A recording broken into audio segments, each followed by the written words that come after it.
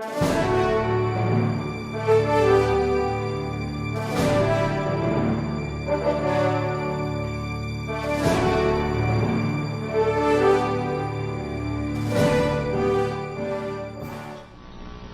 I read paragraph 2.3, Your Honor, in our complaint.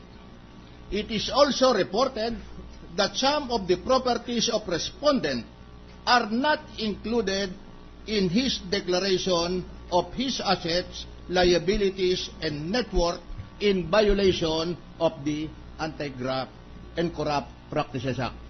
For us, this is already the ultimate fact. If the counsel for the defense requires us to state the properties which were acquired in violation of the Anti-Graft and Corrupt Practices Act, then the enumeration of these properties would be considered as evidentiary fact. Second, in paragraph 2.4, it is also provided that respondent is likewise suspected and accused of having accumulated ill-gotten wealth, acquiring assets of high values, and keeping bank accounts with huge deposits. That is also an ultimate fact. If the counsel for the defendant would like us to state in the complaint the specific accumulated ill-gotten wealth, the assets of high values, as well as the bank accounts, then that would be also an evidentiary fact. And we have also to consider that insofar as this impeachment case is concerned, there are three pleadings which are already on the record of this impeachment court. The number one is the complaint. I have expressly read the pertinent provisions. And the second pleading happens to be the answer of the respondent. And what is stated in the answer of the respondent? Paragraph 10, in paragraphs 2, 2.3, and 2.4 in their answer, they stated, complainant suspect and accuse Corona of betrayal of public trust because he allegedly communicated ill-gotten wealth, acquired high-value assets, and kept bank deposits with huge deposits not declared in Salen. Paragraph 11. Wait a minute. Did they admit, was there an admission in the answer with respect to this allegation, the supposed allegation? I will state, Your Honor, please. In the last sentence of paragraph 11 of their answer, and I quote, at any rate, the allegations are flatly denied. The truth of the matter is that C.J. Corona acquired his assets from legitimate sources of income, mostly from his professional toils. And let me state also what has been stated in our reply. In our reply, page 25, paragraph 53.1, the complainants reserve the right to present evidence during trial on other expensive properties acquired by Corona and his family.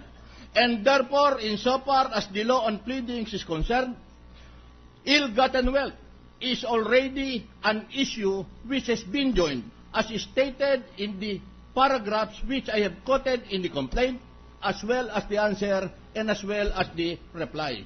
And therefore, we think that the contention that there has been no allegation of ultimate facts is entirely erroneous, inasmuch as the ultimate facts have already mentioned, and also it has been flatly denied in the answer. Anyway, May, are you true? just for Are you true? Yes, Your Honor. Yes. Senator Pimentel? Thank you, Mr. President. Senator Pimentel. Thank you, sir. I'm very much interested in the legal point raised by the lead defense counsel as to what amounts to a sufficient allegation in a complaint. And if I remember correctly, the Attorney Cuevas, the lead defense counsel, offered to submit a memorandum on this particular point of law. And I think, Mr. President, we should welcome the offer for the submission of a memorandum on this particular point of law, because at any rate, this will not affect the hearing schedule.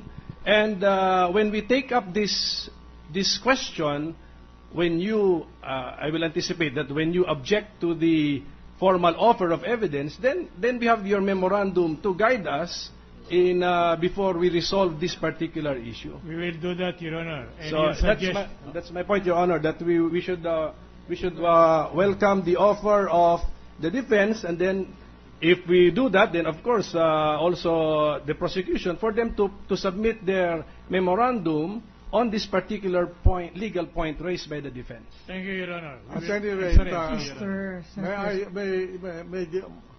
Honor. will you kindly allow the chair to say something? And my understanding of the rules is that when a testimony is offered, the objectionable feature must be seasonably addressed by the opposing counsel in order that it can be recorded, the objection could be recorded. So that given this rule, the chair will allow the witness to answer questions with respect to the properties mentioned, subject to the continuing objection of the counsel for the defense with respect to the application of all of these questions to improving the issue of ill-gotten wealth, acquisition of assets of high value, and accumulation, keeping bank accounts with huge deposits, as well as some properties of the respondent not included in the SAL N, because the proof of non-inclusion will be the document, the SAL. So with that, that is the ruling of the chair. All right. May I just make a 1-minute rebuttal, Your Honor? Yes, please. On the manifestation of my colleague in the prosecution. Dealing with the sufficiency of the allegation of the complaint. He made mention about the answer. He made mention about the reply. There is no such jurisprudence to that effect, Your Honor. You determine the sufficiency of the cause of action embodied in a complaint, not through the answer, not through the reply, but on the very allegation stated in the answer. That's elementary. I had been discussing that in my remedial law class. Maybe some of my students were absent when I discussed it. I made that clear. That was also my lecture before the... Maybe some of your students were absent when you were lecturing on this point of law. I hope not, Your Honor. May I just make a rejoinder, Your Honor? Now, Very short rejoinder. Please go ahead. As far as I can remember, when I was still in my law class, in the event that there is insufficiency, alleged insufficiency in the allegation of ultimate facts, the proper legal remedy would not be a motion to dismiss, but a motion for a bill of particulars. That would be all, Your Honor. thank you, Your Honor. What is the pleasure of the gentleman from Taguig? Mr. Presiding Officer, Mr. Senate President, may I ask some questions to both counsels? The chair has made a ruling already. Yes, Your Honor. This is clarificatory questions on the article to the two counsels. Are you asking the two sides to answer questions? No, Your Honor. I will ask the prosecution first some questions. Proceed. Thank you, Your Honor.